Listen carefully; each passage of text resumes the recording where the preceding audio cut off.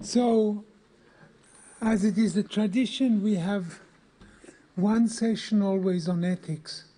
And we invited Dr. Peter Kapitein, who is a patient advocate and one who has a message which he started first in Netherlands, and then it became a network on international level. Peter says that the patient knows best what he needs, and he also thinks that there are pathways how to include it, and he has built up a network of patients. And I would be very glad if you would tell us how this network works.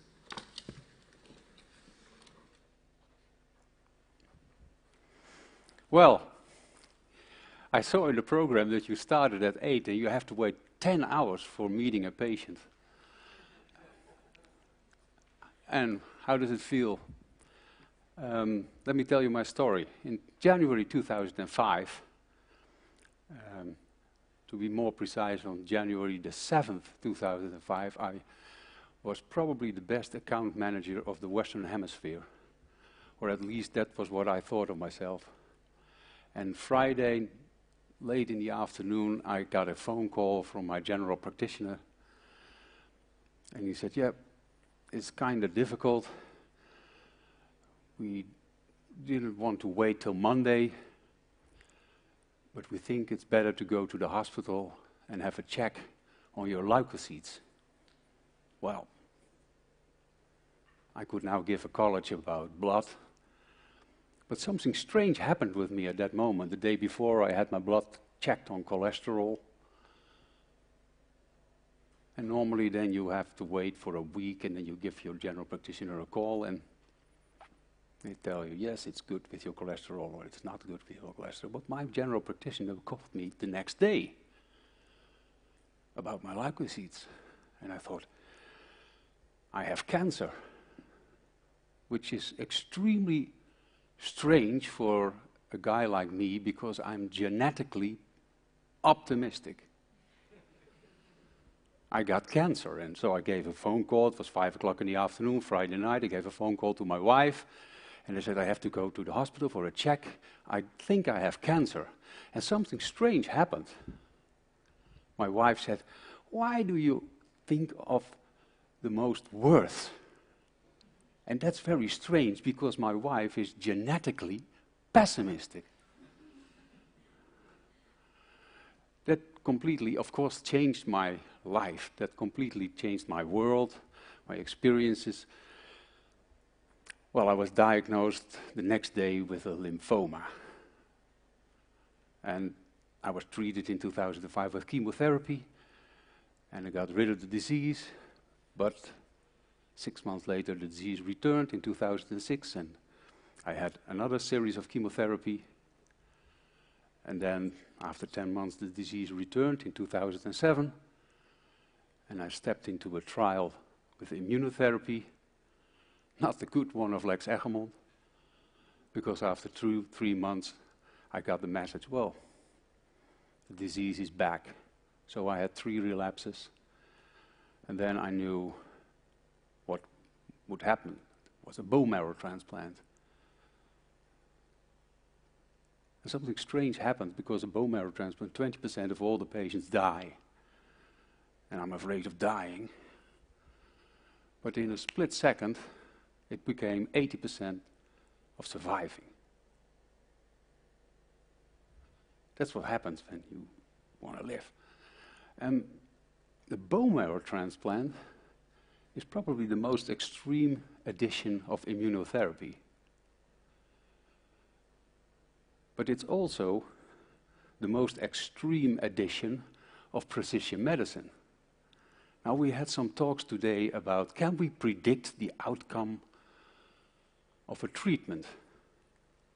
And we saw radiology with CT scan, MRIs, etc. We heard about liquid biopsies.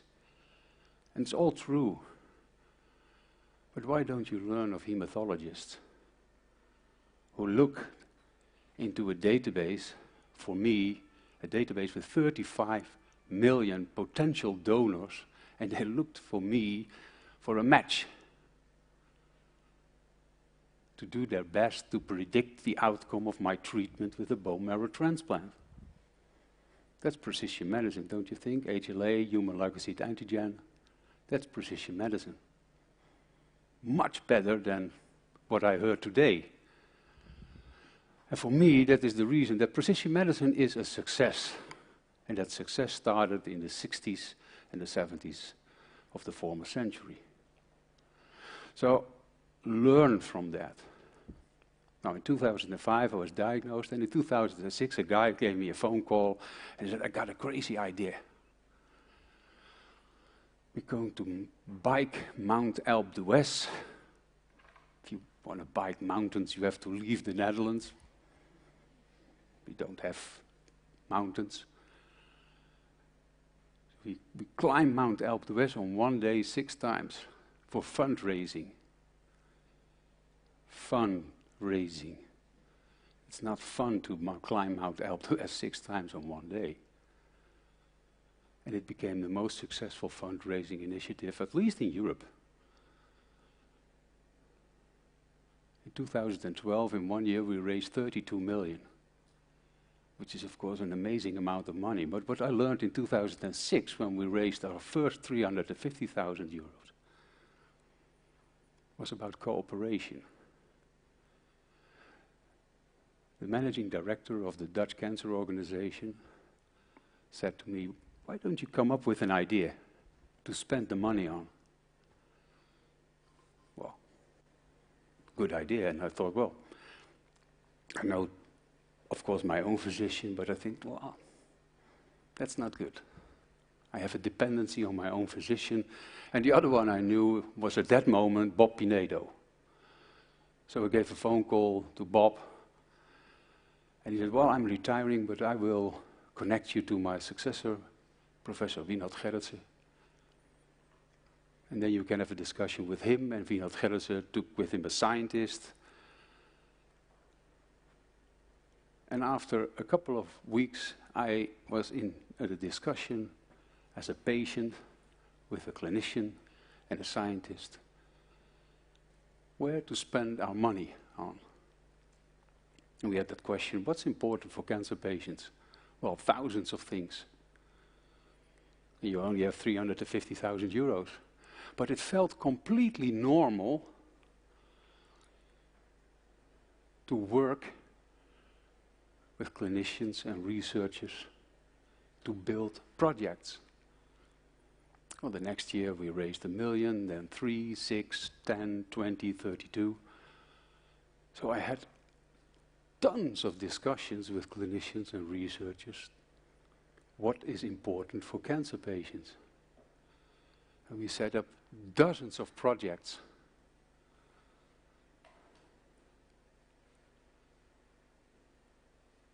But suddenly I felt, well, money is important, but it's also very important to know where to spend it on.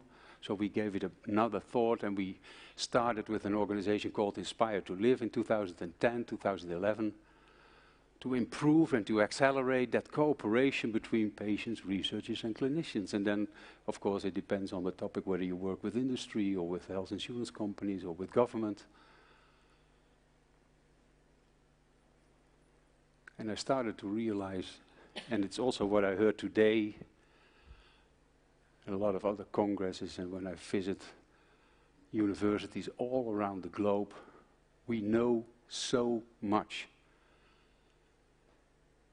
But quite often we do not execute what we already know. There was that question how long it takes to implement, to the guy who spoke about radiology, I think. And he said, a year. That made me happy, a year, yeah. That's what we can live with. We know so much, and we have so many hurdles to take before we can implement the science that has been done. And in Congress, is still a year or 2 or 3 ago, I heard that, yeah, there are a lot of barriers in law and regulation. It always feel comfortable to say it's prevented by regulations. It's prevented by the regulators. I didn't tell you, but I work at the Central Bank of the Netherlands, so I know everything as a supervisory organization about regulations. If you think that regulators like EMA and FDA have regulations, we beat you. But most of the time it's not the regulation that prevents us from doing the things, most of the time it's the regulation that gives us an excuse of not acting. And then we talk about money, there's not enough money. $200 billion each year is spent on cancer research. It won't be improved, the outcome, if we spend 250 or 300 billion. Money is not the issue. Then we have that publication culture in which people are not sharing their research, who is also a hurdle. And yes, that can be improved. And yes, the reward structure that is connected with the publication culture is also a hurdle. But I don't think that's the real problem. I don't think that's the real problem. In so many discussions that I had in the past 12, 13 years, something came up in my mind which I call the medical industrial complex. And I had a lot of discussions with a good friend of mine. He named his friend, Stephen Friend. And we talked about the medical industrial complex, which are patients' organizations, doctors, academia, government, industry, health insurance company, the whole complex related to healthcare, the medical industrial complex. And then suddenly I got that text message from Stephen. He said, Peter, I think you should study the military industrial complex. Well, that's strange. The military industrial complex. But Stephen and I never answered the question that we asked to each other, because there is no such boring thing as the answer to a question. It's more about the question that's putting you into a path that brings you, hopefully, wisdom. And the beauty of the military industrial complex, armed forces, government and industry, working together in a way that does not necessarily improve the safety of the citizens. The beauty of it is that it's not from a left-wing, socialist, pacifistic anarchist like me. It's from the most respected general ever, General Eisenhower, who spoke about the military-industrial complex in his farewell address to the nation in 1962. Beware of the military-industrial complex.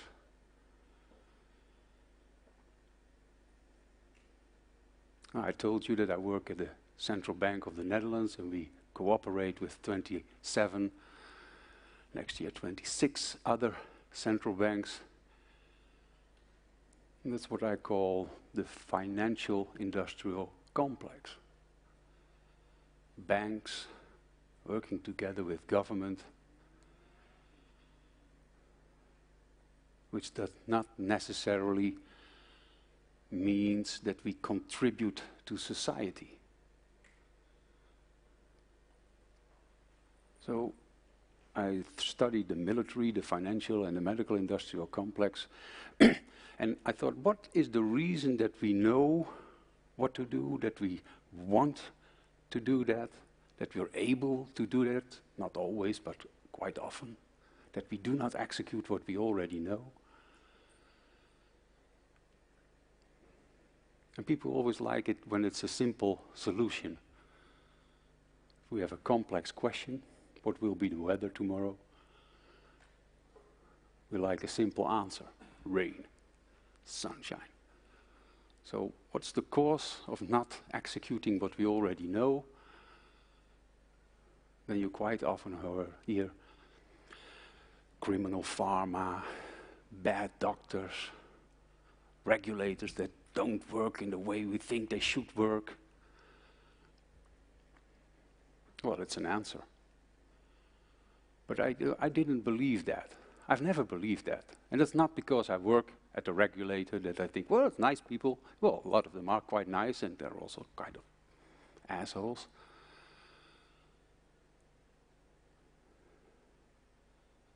But if you really work with these people, you learn from them that they all want to do good, that they're all nice people, most of them, but that there is something that prevents them to realize what we all want to realize. We want treatments for patients that will really contribute to their quality of life. I was in a conversation between a patient and the doctor said, no, I'm not allowed to give you this drug because we do not know what the long-term effects are. And that patient responded with, but doctor, you just told me that I'm dead in 2 months. I'm quite happy with long-term effects. And that was not a bad doctor. I know her for years. It's a good doctor. But there is something that prevented her from giving that drug to that patient. And what is that? If you exclude bad intention, what is the cause?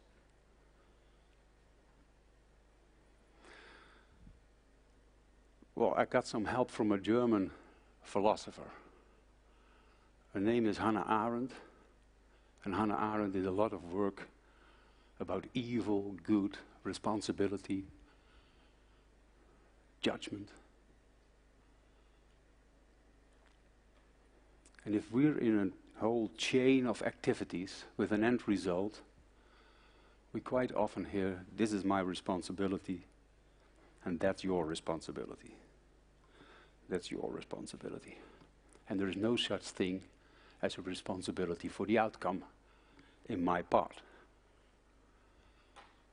And from a legal perspective, that's true.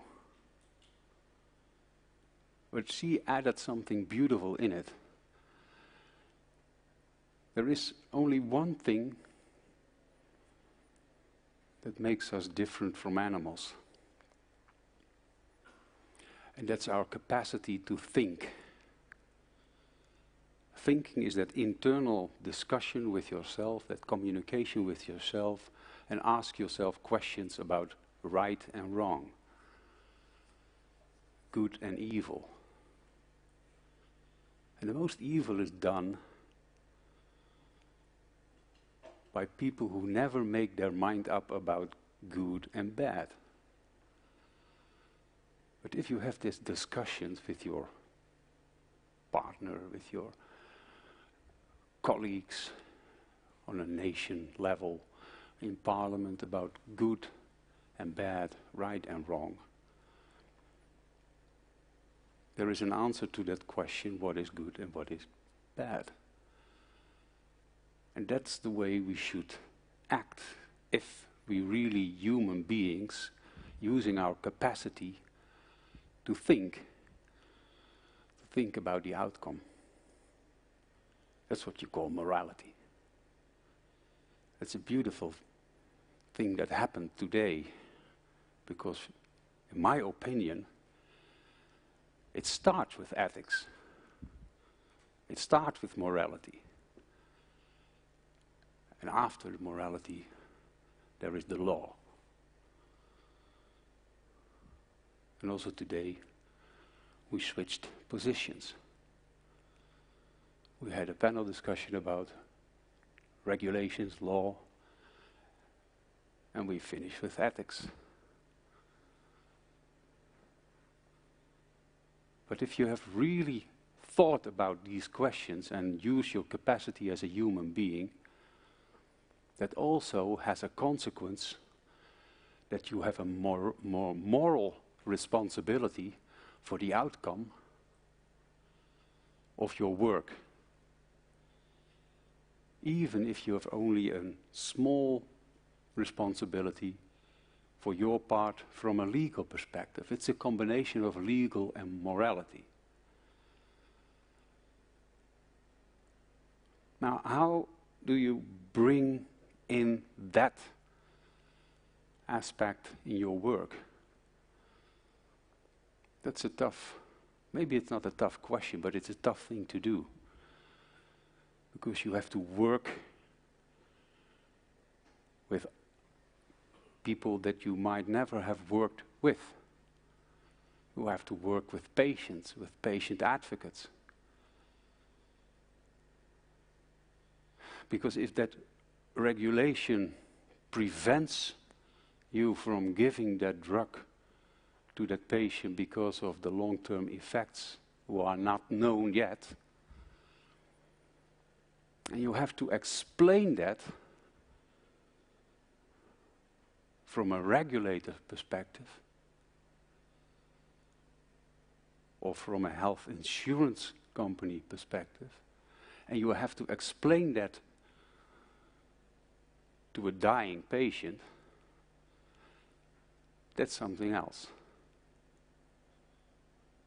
And that's not moral blackmail. No. It's knowing what the consequence of your work is. And we should all want to know what the consequence of our work is. So, I think the most important thing is cooperation, real cooperation on an equal base, not, I hate that advisory boards, and I mean that's what I call, you know, in the US, in Hollywood, in the 50s and 60s, when they made Western movies and they needed an Indian to get shot of his pony, the director shouted, "Go get an Indian. Let's go get a patient. We need some advice, and we need to say, hey, yeah, we work together with patients. Yeah, we did so. Have the guts to put in your board a patient advocate who knows what she's talking about, who know the topics that you're dealing with. And our organization, Inspire to Live, has 40 patient advocates, professors, molecular biologists, lawyers, general practitioners, radiologists. This is the level of the patient advocates that you will meet if you work with us.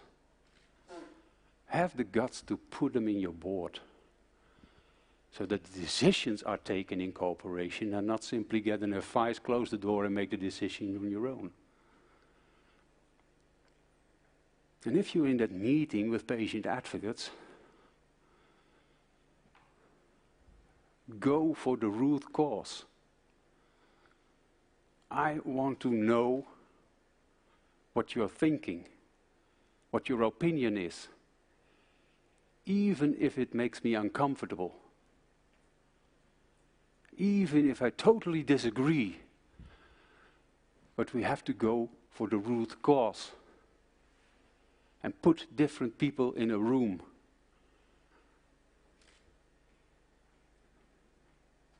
If you hire the same people who were not able to solve the problem in the past 10 years, you won't solve the problem in the next 10 either.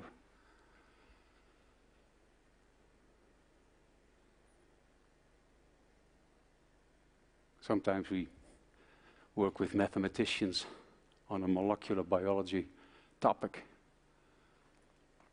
I once said to the board of the directors of the central bank, if you're in a strategic session, why don't you ask a student from university, maybe not first year, but second or third year? You get that crazy questions. Questions that you're not able to answer because you didn't give it a thought for decades. So put different people in a room. Go for the root cause. Think big, start small, scale fast. We have dozens of examples of putting together people in a room with different backgrounds. How does it work with us? Well, let me give you an example. couple of months ago, I visited Bob Weinberg, shortly after a scientist who was a specialist in the metabolism. And the next day, I was at the Memorial Sloan Kettering having a meeting with Jed Wolchok, immunotherapy. And I was back in the plane to Amsterdam and I thought, why choose? Why not bringing together people with a background in targeted therapy, immunotherapy, a specialist on the metabolism? So, back in Amsterdam, I started writing and I thought, well, it's good to give that a thought with a Dutch scientist because that's easy to travel. So the next day I was with Jan Hoeimakers in Rotterdam and I had a discussion about that topic. He said, yeah, I like that. And what names come up in your mind? I said, well, Walter Longo and Lex Eggermond. Lex. Always good to listen to Lex about immunotherapy. So I thought, well, let's make a program committee with Jan Hoeimakers, Bob Weinberg, and they will like it.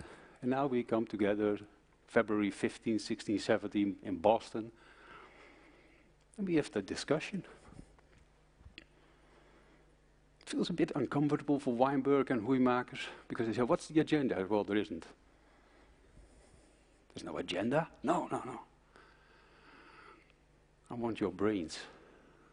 But what are we going to do? Don't know. And then that only one important question.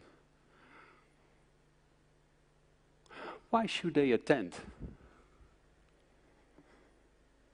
Well, they should attend.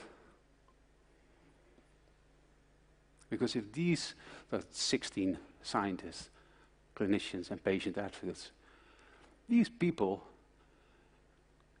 have so much to do. So put them together Friday late afternoon in a walking dinner session. I know one thing for sure. It will be for 30 minutes chit-chat. And then we're building an agenda for the Saturday. And on Saturday we will work together. How can you contribute to my work? How can I contribute to your work? And on Sunday morning we have the conclusions. Well, I'm a project manager by birth. So I put together after that everything that has been said and I think, well, make a project of it. We look for funding. That's how it works. That's simply how it works. So we have dozens of these examples on a national level in the Netherlands, and we have a couple of these examples on an international basis. But it's always working together with one important key player in mind. And that's what we all work for. I mean, without patients, you will all be unemployed. You need us. It's a strange business, don't you think? You need us. There's something strange. There was also in the talks today, healthcare is a market. It's business, it's commerce. I heard several words explaining the same thing. Healthcare is a business. Yeah. But healthcare is like dog food business. It's not a normal market. It's like dog food business. Like a dog doesn't choose his own meal. He's not paying for it. Patients don't choose their own treatments. They're not paying for it. Healthcare is like dog food business. It's not a normal market. That's why you're all, well, that's why you all can ignore patients in your work. not on purpose, not because of bad intention. I never think of bad intention. That's not an issue. But you simply didn't give it a thought.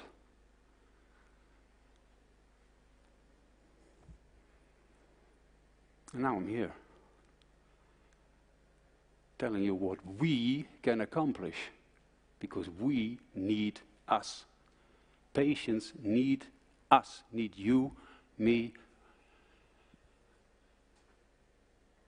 to give the best you have and more. I'm in the cancer business. Every year 7 million people die of cancer.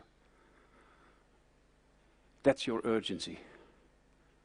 But it's my problem. And I live because of science. November 4th, I had a meeting, November 4th, 2008, I had a meeting with Dick van Beckham. Dick van Beckham was, together with Don Thomas, responsible for the research on the bone marrow transplant. And I always want to know what's behind it, so I asked my doctor, who invented this? Who discovered this? Well, Dick van Beckham. When? Well, the 60s, the 70s. Well, he's probably dead. No, he's still alive.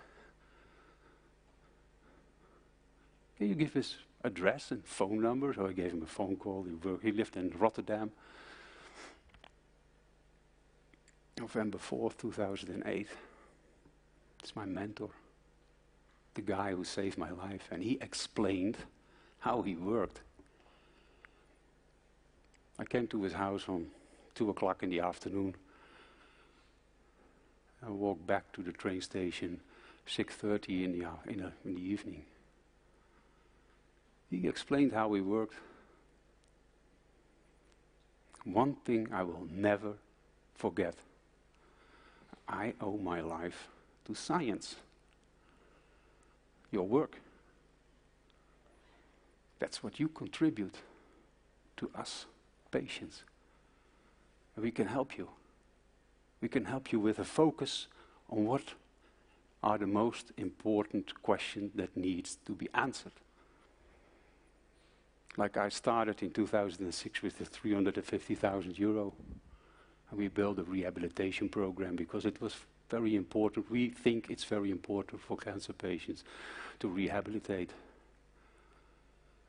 But if you're around on the table and have that discussion with your patient advocates in the US, the UK, Germany, France, Italy, Spain, wherever you do your work, China,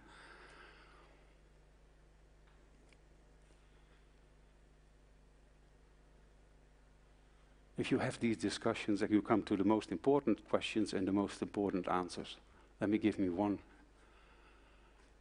and then we close. Nobody is doing research on pain in pancreatic cancer. We do research on treatments for pancreatic cancer, and that's important. Continue with it. But if we can take away the pain, we give them 6 to 12 months more. That was the outcome of Dave Tuveson, who visited for 6 weeks as a fundamental researcher, Cold Spring Harbor. For 6 weeks, he had discussions with pancreatic cancer patients, and he asked me, Peter, what do you think is the most important thing they have to deal with, beside the fact that they're all dead in a month 12? Pain. And that's what you learn from patients. That's what your work makes so beautiful, important for us. These questions needs an answer. The most persistent and urgent question in life is, what do you do for other people? Thank you. Thank you very much. Thank you for the pleasure.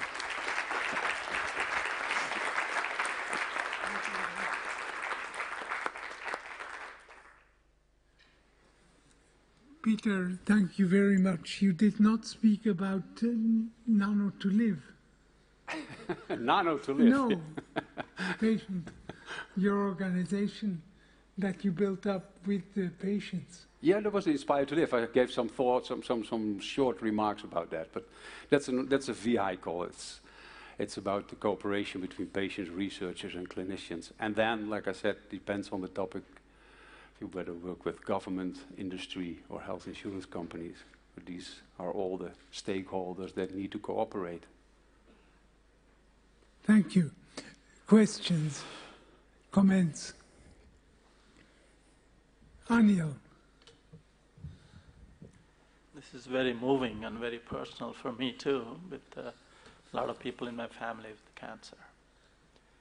The question to you and the scientists, faculty, is the ethics of science.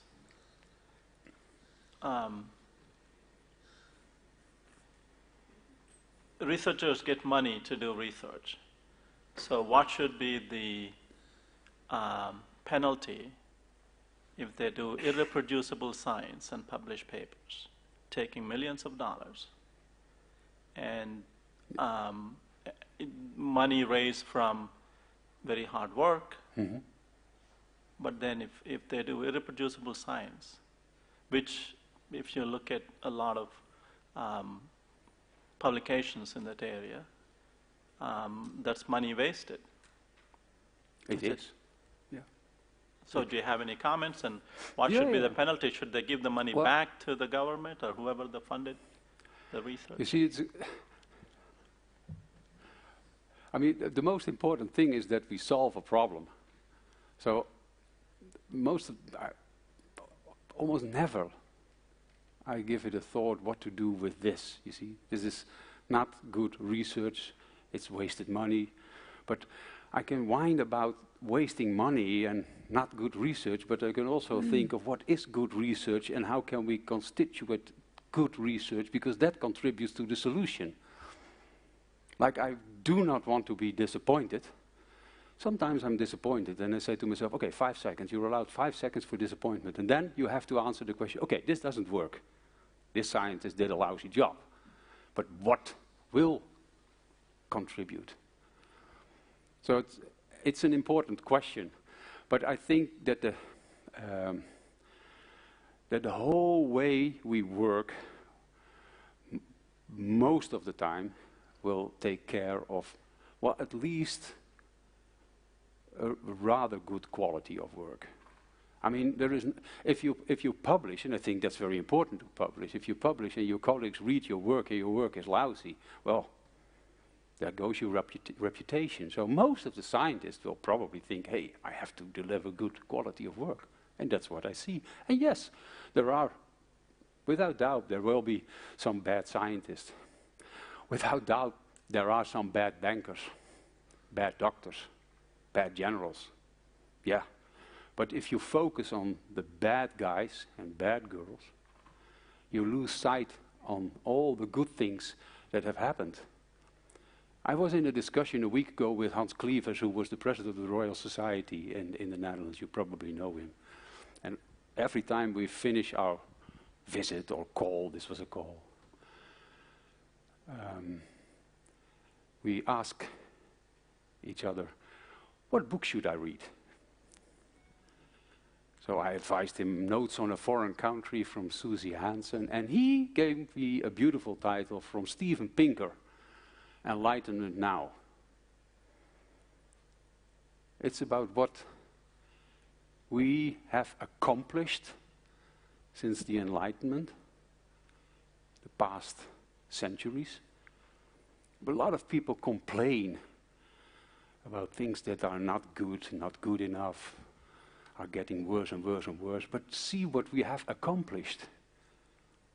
I mean, I can speak for the Netherlands, and we are now around 61% of cancer patients who survive. That's an enormous percentage. We need the other 40%, of course. So that's what we have to focus on.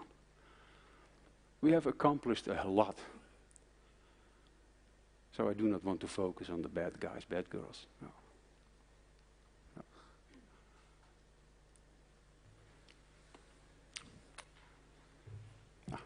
thank you so much for your talk. And I also want to thank Dr. Loeffler and Professor Hunziker and the rest of the organizing committee for bringing a patient advocate. At least it's the first time I hear a patient advocate talk at CLINAM, and I think it's really important, so thank you for that. And I just want to highlight a few of the things that I've seen working with patient advocates, how helpful it can be on multiple levels. So one thing is when you pair up patient advocates with students, it becomes very clear about the urgency and importance of their mission. But also they learn how to speak to a lay audience, which is very important. So there are so many benefits that can be gained by, you know, interacting with patients. And I think that in the US, the DOD and the NIH are starting to make this. DOD, it's mandatory, but the NIH is starting more and more to make it mandatory. And I don't know about the situation in other countries, but I think it should definitely be part of the grants, mandatory for grant submissions. That's very important, yeah. The grants. Thank you. Yeah, that's very important, yeah. Working with students is so necessary, yeah. Why don't you visit our annual Congress? There are some parts with students that we like. We had a combination of the experienced hand and the beginner's mind this year, in which we invited senior scientists from the UK, Switzerland, India, and one from the Netherlands to come up with 2 or 3 students, and they were not allowed to tell them what to do. I said to them, well, see yourself as a kind of an Encyclopedia Britannica, you. And I didn't tell you that Encyclopedia Britannica had its final edition in 2008. But see yourself as an Encyclopedia Britannica in which you prevent them from doing work what's already known, but let them be inspiring to our to the participants of our Congress. It's very important. About the language, it's so funny. The EORTC has a patient advocate course, and I'm in the program committee, and there's always that issue that you have to learn patients or patient advocates to speak at the level of a scientist. And always I say, well, you also can learn a scientist to speak at the level of a patient advocate, which is probably easier to do than the other way around. Yeah. Well, thank you. I have stated here many times that we are all patients. It's just a question in which context. So I really appreciate your insights from a more extreme side. But the question is, since you have dealt with regulation, and I'm working for the Food and Drug Administration, as you probably have noticed by sitting up there, how do we drill the holes through the concrete walls of regulations that are made and don't actually serve the public anymore? How do we change that, and what are the best forces that you have learned to use? Yeah. I like the example of the AIDS activists, and it's a very impressive story, because in the Netherlands you had a Minister of Health called Els Borst, and she was murdered a couple of years ago. But she was Minister of Health in 1996. And on a session with our patient advocates, she taught us what to do to influence politics, government, regulations. And she explained that. It was, let's say, 5 or 6 minutes what you needed to do. And then she said, well, but you can also come up with a researcher and a clinician and some patients like Joep Lange. And Joep Lange was also present in that session with our patient advocates. And Joep Lange entered the room of the minister, the Dutch Minister of Health, in 1996 with 6 AIDS patients. And he said to the minister, well, we got a combination therapy, but we are not allowed to give them because of your regulation. But these guys are dead in 3 months, so what are you now going to do? And El said, well, Joep, I'll take care of that regulation, and you're going to treat these guys because we won't let them die. And I always use this as an example because Joep Lange and Els Borst, both friends of mine, both killed, were in the center of what I call the medical industrial complex. Joep, as a physician working very close with industry, Els as well, representative of government, as a minister, they were in the center of the medical industrial complex. So they stood up and say, hey, we are going to do it in a different way. And it was completely legal, because I think that, yes, there is probably regulation that prevents us from doing things, probably. But it was not this regulation that prevent her, and it's also not preventing us from now treating patients with drugs that are maybe not completely tested. I mean, as long as you explain to a patient that there is a risk for this medicine. I mean, there was also a risk for me. The bone marrow transplant, 20 to 30% of the patients die of a bone marrow transplant. And it was explained very good to me. And I took that risk. Of course, if I didn't take the risk, I would die. But so I think there are quite some things possible. Stand up. Because you have that legal perspective and you have that moral perspective. And, well, maybe we should sometimes bring that before court. Yeah. I think you bring up a very interesting point. In being in drug discovery, we try to do our best to explain that risk-benefit relationship. Yeah. The one great concern that always comes up for us in discovery in a company lies on, we never know for sure how the patients react. We heard lots of discussions today about cancer not being a monolithic system, but it's an accumulation of risks that happens to a particular patient. The great challenge we often see within the United States lies in that legal tort system, of which there is not much tolerance for the risks that come up. And that risk that comes up means that a physician or a company or a university could be held liable. Yeah. And trying to explain that nature of risk-benefit for people who unfortunately misuse the tort or the legal system is of great concern. Yeah. And if there could be some aspects of teaching or educating or letting people understand what is fair and what's not fair is of great concern. Yeah. I completely understand your question, and I like the aspect of risk-benefit, but always realize that we think of the risk and benefits of the new situation, the new drug, the new treatment, but we almost never compare it with the risks and benefits, the dangers in the existing situation. I mean, the existing situation is that we die. See, and I prefer to make it my problem. You see, I learned from Gary Rodin, from Princess Margaret, who said, you know, the evidence is important, Peter, but not enough.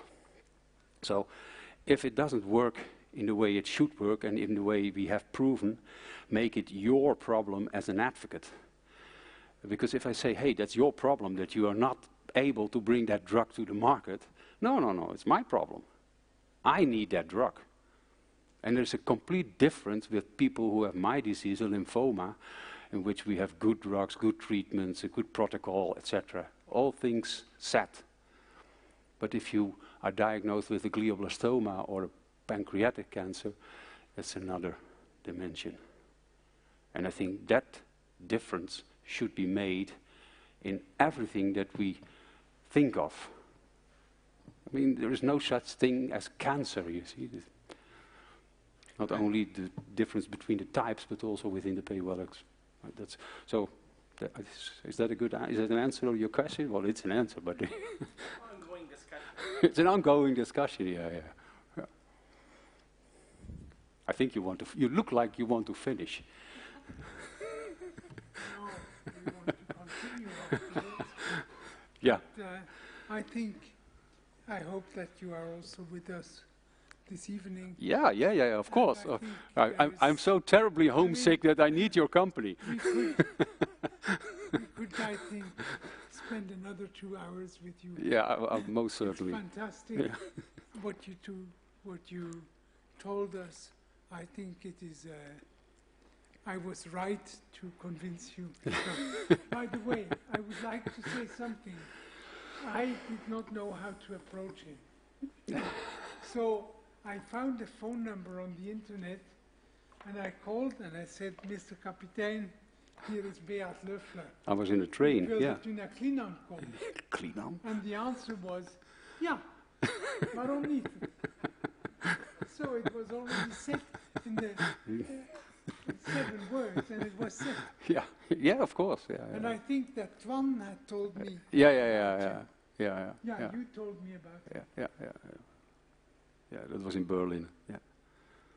Okay. Yeah. So thank you so much. Yeah. Oh yes. Doesn't even need an answer. So thank you for this significant number of very important things you have said. I believe there is something missing, and this is the question: if you, as a patient, accept the situation where the state is responsible for your safety.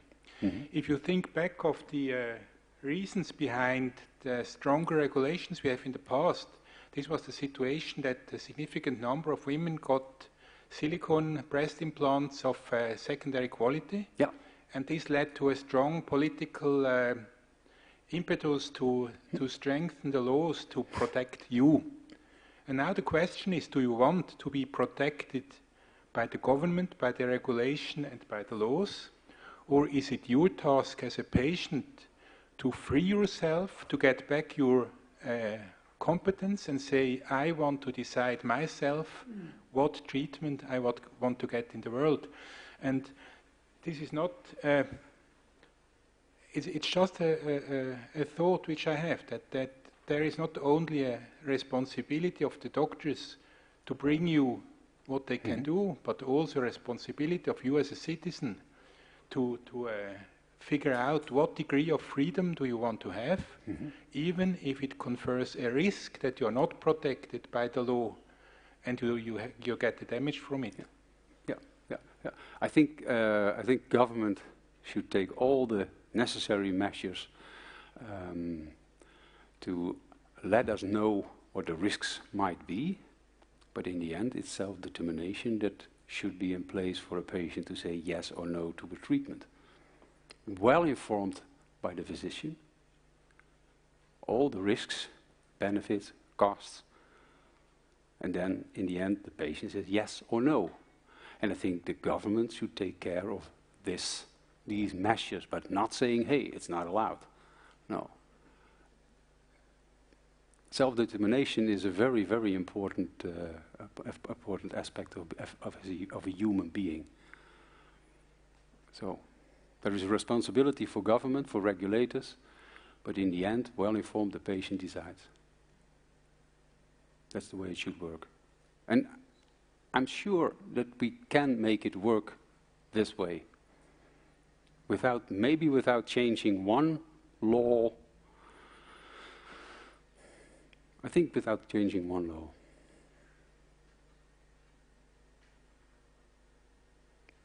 But you think different.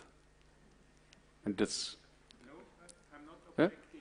Huh? Okay, oh, you were not thinking. People who are genetically engineered to be very optimistic. Absolutely, because of my mother. Yeah. What I'm expecting is a little bit to look in the future. Yeah. And to see you act on the political level to regain your autonomy, which you have lost to the regulations and the society we are living in. Well, I think most of the time I call that I prefer to call it the way we work. Never call it the system, the way we work, because there is no such thing as a phone call with a system. It's the way we work. It's what we build with each other. Thank you so much. Okay, thank you.